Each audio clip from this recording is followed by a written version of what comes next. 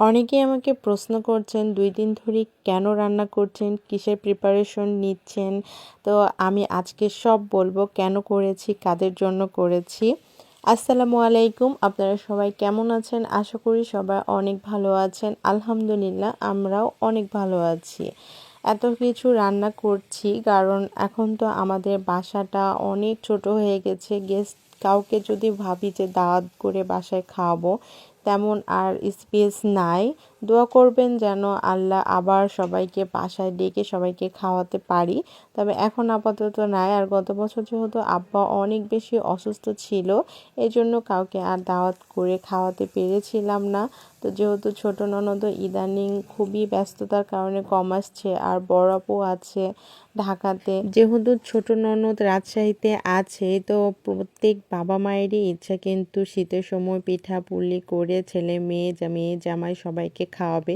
তো তারই ব্যতিক্রম কিছুই নয়, আমরাও একটু ছোট ননদের বাসায় পিঠা পুলি করে দেওয়ার চেষ্টা করেছি। জানি না কতটুকু কি করতে পেরেছি, তবে আমরা চেষ্টা করেছি একটু পিঠা তার সাথে কিছু খাবার রান্না করে দেবার। তারই আয়োজন আমি করেছি। আর আম্মা যেহেতু এখন অসুস্থ, এজন্য পুরো সব কিছুর দায়িত্ব আমার উপরই পড়ে। আর আমারও কিন্তু রান্না করতে বেশ ভালো লাগে। সারা দিন যদি রান্নাঘরে থাকি আমার একটু বিরক্ত হয় না, বরঞ্চ আমাদের বাসায় গেস্ট আসলে বা আমার ননদরা আসলে বলে আসো একটু গল্প করো, কথা বলো। তো তাদের সাথে গল্প ঠিকই করি, কিন্তু রান্না করতে বেশ ভালোই লাগে। তারা বলে যে না, তোমার কষ্ট হয়ে যাচ্ছে, তোমাকে কষ্ট দিতে আমাদের একটুও ভালো লাগে না। কিন্তু আর হয়তো বা এই গুণটা আমার ননদ শাশুড়িদের কাছ থেকে পেয়েছি বা মায়ের কাছ থেকে, যার কাছ থেকে হোক, এরা কিন্তু রান্না করতে বেশ পছন্দ করে। তার ব্যতিক্রম আমিও কিছুই নয়। তো সকাল সকাল ঘুম থেকে উঠে শুরু করে দিয়েছিলাম রান্না বান্না, যেহেতু আপুদের বাসায় খাবার দেব রাতে, এই জন্য আমার একটুও কষ্ট হয়নি। সারা দিন আরামে রান্না বান্না করে নিয়েছি। দুপুরের টুকটাক রান্না করে নিয়েছিলাম, আর মাঝখানে আমি রাতে রান্না করে নিচ্ছিলাম। আর এই যে আমি রোস্ট রান্না করব। রোস্ট রান্না করার জন্য আমি মুরগিগুলো প্রথমেই লবণ দিয়ে মাখিয়ে নিয়েছিলাম, নিয়ে ভাজতে দিয়ে দিয়েছি। যেহেতু অনেক রান্না বান্না, এই জন্য আমি 2টা চুলাইতে যখন যেটা যেভাবে পেরেছি আমি রান্না করে নিয়েছি। তো রোস্টটা ভাজতে দিয়ে দিয়েছি, দিয়ে আমি এখানে তার প্রিপারেশন করে নিচ্ছিলাম। আমি গুঁড়া দুধ দিয়ে কিন্তু রোস্ট রান্না করলে রোস্টটা খুবই মজার হয়, এই জন্য গুঁড়া দুধটা গরম দুধ দিয়ে আমি একটু লিকুইড করে নিয়েছি। আর এদিকে একটা মশলার পেস্ট তৈরি করে নিচ্ছিলাম, সেটা হচ্ছে আদা রসুন বাটা, টক দই, মরিচের গুঁড়া, কাঠবাদাম এবং কাঁচামরিচ দিয়ে বাটা। আর দিয়ে দিয়েছি সেখানে জিরা ধনিয়ার গুঁড়া, মরিচের গুঁড়া। আর দিয়েছি রেডিমেড রোস্ট মশলা, দিয়েছি সস, টমেটো সস দিয়ে আমি সুন্দর একটা পেস্ট তৈরি করে নিয়েছি। এভাবে কিন্তু সব মশলাগুলো পেস্ট করে রোস্ট রান্না করলে কিন্তু রোস্টের কিন্তু মশলাটা কষানো বা মশলার কম্বিনেশনটা কিন্তু মেন, করলে কিন্তু খুবই মজার হয়। আপনারাও ট্রাই করবেন। আর অলরেডি মশলা পেস্ট করতে করতে আমি এইদিকে চড়িয়ে দিয়েছিলাম প্রথমে একটু ঘি এবং রান্নার রেগুলার তেল দিয়ে দিয়েছি।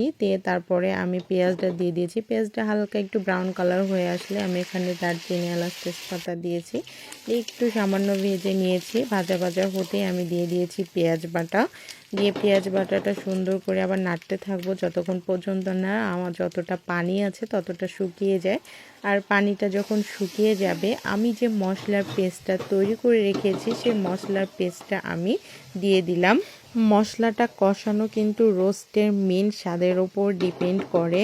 মশলাটা একটু সময় নিয়ে কিন্তু কষাতে হয়, যতক্ষণ পর্যন্ত না একদম শুকনো শুকনো হয়ে তেলটা ওপরে উঠে আসে ততক্ষণ পর্যন্ত আমি মশলা কষাতে থাকবো।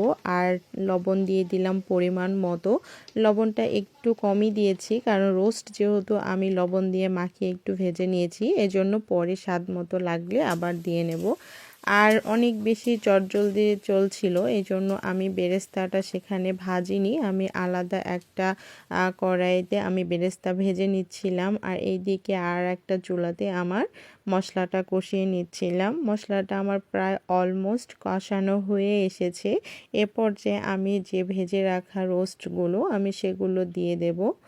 দিয়ে সুন্দর করে আমি কষাতে থাকবো। চেষ্টা করেছিলাম অনেকগুলোই রান্নার রেসিপি দেব, কিন্তু আমার আসলে সময় সাপেক্ষ কারণে আমি আর করতে পারিনি বা হয়ে ওঠেনি।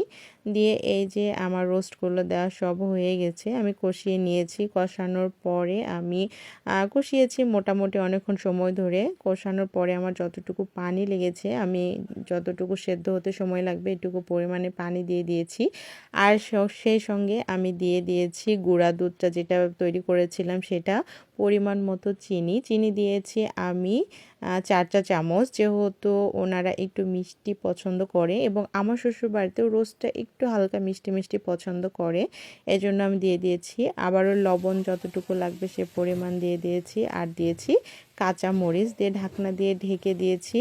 আর দিয়ে যখন ঝোলটা শুকনো শুকনো হয়ে এসেছে, আমি বেরেস্তা দিয়ে এবং ঘি দিয়ে দিয়েছি লাস্টে একটু, দিয়ে কিন্তু আমার রোস্টটা একদমই ডান হয়ে গেছে। আমি সম্পূর্ণ কিন্তু দেখাতে পারিনি, আই এম এক্সট্রিমলি সরি। আর এইদিকে আমি একটা সবজি রান্না করছি। সবজিটা এত বেশি আমার কাছে মজার লেগেছে। সবজিটা 2-3 রকমের সবজি দিয়েছিলাম, সাথে ছিল চিংড়ি মাছ আর ছিল মুরগির মাংস ছোট ছোট করে টুকরো করে কাটা, এবং দিয়েছিলাম ডিম ছোট ছোট টুকরো করে নিয়েছিলাম ভেজে, এবং সস টমেটো সব কিছু দিয়ে আমার মানে এত বেশি মজা লেগেছে সবচাইতে সবজিটা। আর নেক্সট ডে ইনশাআল্লাহ আমি আবার করব বাসায়। এই সবজিটা কিন্তু আমার চাইতে আমার ননদদের হাতের সবজিটা আরও অনেক বেশি মজার হয়, কেন জানি না সেই দিন আমার হাতেরটা আমার কাছে খুবই মজার লেগেছে। আপনাদের যদি আমার ভিডিওগুলো ভালো লাগে তাহলে অবশ্যই আমার চ্যানেলটি সাবস্ক্রাইব করবেন এবং আমার পেজটি ফলো করবেন, করে লাইক কমেন্ট শেয়ার করবেন, এবং যদি ভালো লাগে, যদি আর কাউকে দেখাতে চান তাহলে অবশ্যই ভিডিওটি শেয়ার করে দিবেন।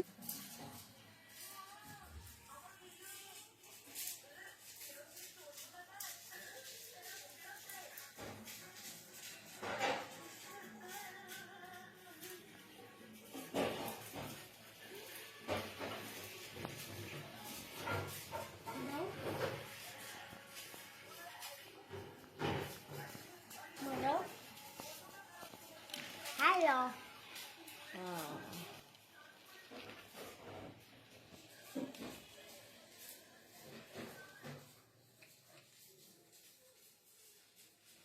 অনেক আরামে আমি রান্না করেছি সারাদিন। তারপরে সব খাবারগুলো যখন হয়ে গেছিল, সুন্দর করে আমি প্যাকেটিং করে দিচ্ছিলাম, এবং যেহেতু খাবারগুলো দিয়ে পাঠাবো এই জন্য আপুদের বাসার ড্রাইভারকে একটু ডেকে নিয়েছিলাম যেন নিয়ে যায়।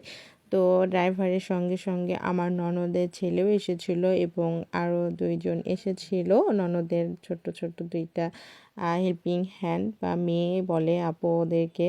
তো সবাই মিলে এসে সুন্দর করে খাবারগুলো নিয়ে গেছিল। আর এই যে দুষ্টু ছেলেটা এসে একটু দুষ্টামি করছিল। তো এই ছিল আমার আজকের ভিডিও। আশা করি সবার ভালো লেগেছে। যদি ভালো লেগে থাকে তাহলে অবশ্যই আমার চ্যানেলটি সাবস্ক্রাইব করবেন এবং পেজটি ফলো করবেন। আজকে এ পর্যন্তই। সবাই ভালো থাকবেন, সুস্থ থাকবেন এবং আমাদের জন্য দোয়া করবেন। আল্লাহ হাফেজ। আসসালামু আলাইকুম।